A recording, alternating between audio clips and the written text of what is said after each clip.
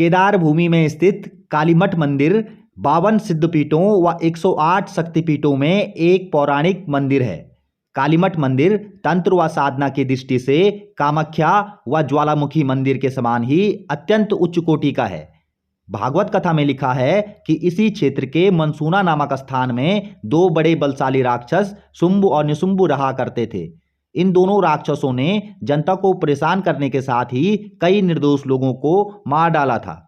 इसके बाद ये दोनों राक्षस देवी देवताओं को मारने पर भी उतारू हो गए। शुंभ और निशुंभ के भय से सभी देवताओं ने देवी मां की आराधना की। स्कंद पुराण के अंतर्गत केदार खंड के 62वें अध्याय में मां काली के इस मंदिर का वर्णन है। कालीमठ मंदिर से 8 किलोमीटर खड़ी चढ़ाई पर काली शिला स्थित है। यहाँ मां काली के पैरों के निशान आज भी मौजूद हैं।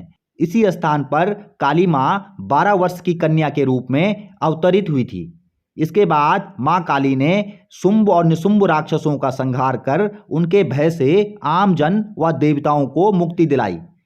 इसी कालखंड में रक्तबीज नाम का अति बलशाली दानव भी आतंक मचाए हुए था। रक्तबीज को वरदान प्राप्त था कि जमीन में गिरने वाले उसके रक्त की हर बूंद उसके जैसे दानव को प्रकट कर देगी। पूरे ब्रह्मांड में अपना भय कायम करने वाले रक्तबीज दानव का मां काली ने कालीमठ मंदिर के समीप ही वध किया था। रक्तबीज का रक्त जमीन पर ना पड़े इसलिए मां काली ने एक हाथ से रक्तबीज का संहार किया, वहीं दूसरे हाथ से रक्तबीज के रक्त को कटोरे में भरकर पी लिया। मां काली ने जिस पत्थर की शिला पर रक्तबीज का वध किया था वह शिला आज भी कालीमठ मंदिर के समीप बहने वाली नदी में आज भी रक्तबीज शिला के नाम से मौजूद है। 18 पुराणों में एक पुराण है स्कंद पुराण। स्कंद पुराण के अनुसार उसके अंदर एक चैप्टर आता है केदारखंड। केदारखंड में यहाँ का वर्णन आता है। केदार मंडले दिव्य मंदाकिन्याम परे सरस्वत्या तटे सौम्ये कालीतीर्थमतस्मृताम्। केदारनाथ से आने वाली मंदाकिनी के पिछले तट पे सरस्वती जी का समागम है। सरस्वती जी के तट पे माँ काली का तीर्थ स्थान है। और यहाँ कहते हैं हमारे पूर्वजों कि यहाँ से ऊपर 7 किलोमीटर एक जगह है जहाँ पर कालीशिला नाम से जाना जाता है। भगवती का बहुत सिद्ध स्थान है, शिला के रूप में वहाँ पर है। भगवती ने वहाँ पर जब तप करने का स्थान चुना, वहाँ बैठी भगवती को रक्तबीज नाम का एक राक्षस आकर के तप भंग करना चाहा। और तप भंग करने के साथ साथ माँ काली का अपना जो है कई बार उनको संदेश दिया गया कि आप मुझे परेशान न करें। लास्ट में जो है भगवती फिर वहाँ काली माँ के स्वरूप में आकर के और फिर 64 यंत्रों का निर्माण करती हैं कालीशिला, जिसे 64 योगिनियों के नाम से जाना जाता है। 64 योगिनियाँ वहाँ उत्पन्न होती हैं माँ भगवती की, और फिर रक्तबीज का वध करने के लिए उत्तर दिशा की ओर जाती हैं। उत्तर दिशा में जाते जाते फिर इतनी क्रोधित हो जाती है कि सारे देवी देवता प्रयास करते हैं माँ काली का क्रोध शांत करने के लिए, परंतु नहीं हो पाता। तो सारे देवी देवता केदारनाथ में जाकर के भगवान शिव की आराधना करते हैं और शिव जी को आकर के त्रिगुणात्मक रूपी शिव को देवताओं की बात को मान करके रुक्ष महादेव एक जगह पड़ती है, वहाँ पर आकर के शिवलिंग एक बना हुआ है, उसके ऊपर लेट जाते हैं। माँ काली का उस रास्ते आना और उनकी छाती में पाँव पड़ना, तो ये मतलब अपने आप में एक विशेष तीर्थ माना गया है कि रुक्ष महादेव मतलब होता है दुष्टता को दूर करने वाले रुक्ष महादेव। भगवती फिर जैसे ही वहाँ उनका पाँव उनकी छाती में पड़ता है तो उनकी जिह्वा वहाँ पर बाहर आ जाती है। और वो फोटो में भी है कि नीचे शिव जी लेटे हुए हैं, ऊपर माँ काली का जिह्वा से एक फोटो है। तो फिर वहाँ कुछ कोटि माहेश्वरी के नाम से भी मंदिर वहीं पर है। कोटि का मतलब करोड़ों देवियाँ वहीं पर स्थापित हो जाती। माँ काली का क्रोध शांत हो जाता है। और उसके उपरांत फिर माँ भगवती का मुख्य जो उद्देश्य था वो था कि रक्तबीज को मारना। कालीमठ रक्तबीज का मतलब था कि जितने उसकी खून की बूंदें गिरेंगी उतने उसके बीज उत्पन्न होंगे, उतने बीज उत्पन्न होते रहे। और अपने आप में भी वो जो है महासंग्राम होते रहा माँ काली का और रक्तबीज का। रक्तबीज भी एक भयानक राक्षस था, अपने आप में बहुत ज़्यादा बलवान था। और कई उसके शक्तिशाली जो है वरदान ऐसे थे कि उससे जो है रक्तबीज जरा सा भी खून गिरने से उसके राक्षस उसके नाम से रक्तबीज ही उत्पन्न हो जाते थे। फिर लास्ट में यहाँ पर काली माँ ने उसे जब मारा, खत्म किया रक्तबीज को, तो जैसे ही उसके रक्त न गिरे वहाँ पर खप्पर लगा दिए। और खप्पर लगाने से उसके जो रक्त की बूंद थी वो रोक दी गई और फिर उनका समापन हो गया। रक्तबीज शिला यहाँ पर आज भी विद्यमान है नदी किनारे में। और उसके बाद माँ काली का यहाँ मुख्य स्थान है, वहाँ पर भगवती इसके अंदर अंतर्ध्यान अवतरित हुई हैं। अक्टूबर नवरात्र में हर वर्ष अष्टमी रात्रि को माँ भगवती का, काली माँ का यहाँ पर विशेष पूजन किया जाता है। और अष्टमी रात को ही एक यंत्र रूप में अंदर पूजन किया जाता है।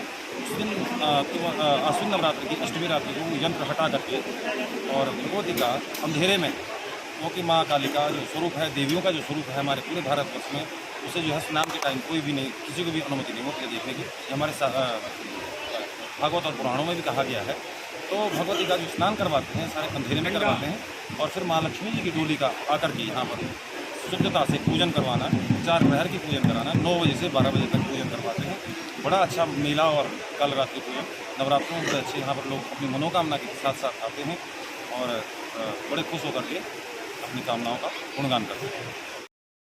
कालीमठ मंदिर के बारे में सबसे दिलचस्प बात यह है कि मंदिर के गर्भगृह में कोई मूर्ति नहीं है।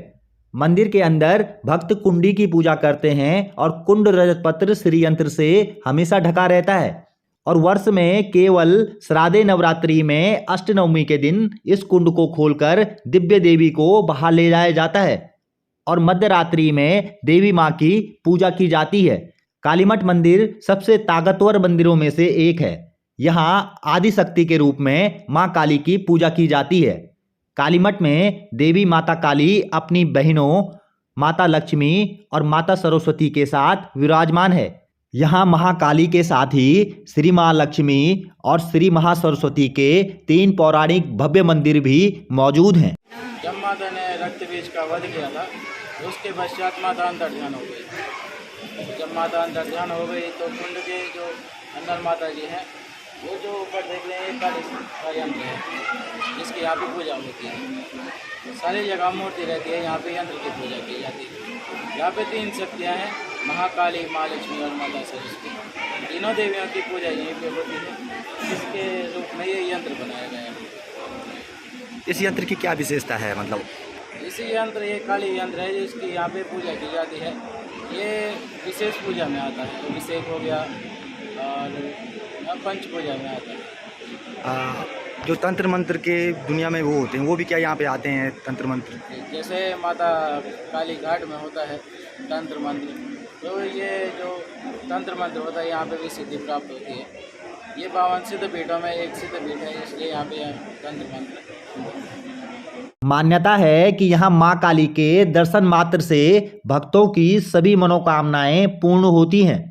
यही कारण है कि सिद्धपीठ कालीमठ में नवरात्रों में स्थानीय भक्तों के साथ ही देश विदेश से बड़ी संख्या में भक्त पहुंचते हैं। चैत्र व शारदीय नवरात्रों में यहाँ पूजा का विशेष महत्व रहता है।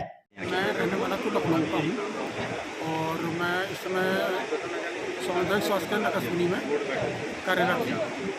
तो वहीं से मैंने काफ़ी कालीमठ के बारे में सुना जो कि सिद्ध पीठ है।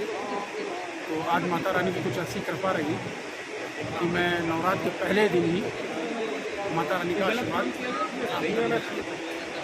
तो कैसा लगा आपको यहाँ पे आके, क्या क्या देखने को मिला? बहुत अच्छा है। और सबसे बड़ी चीज़ जो सिद्ध पीठ है उसके बारे में हमने सुना था, लेकिन जो आज दर्शन हुए, मतलब जिसे बोलते हैं ना कि मनोकामना पूर्ण होना, वो आज मेरी मनोकामना पूर्ण।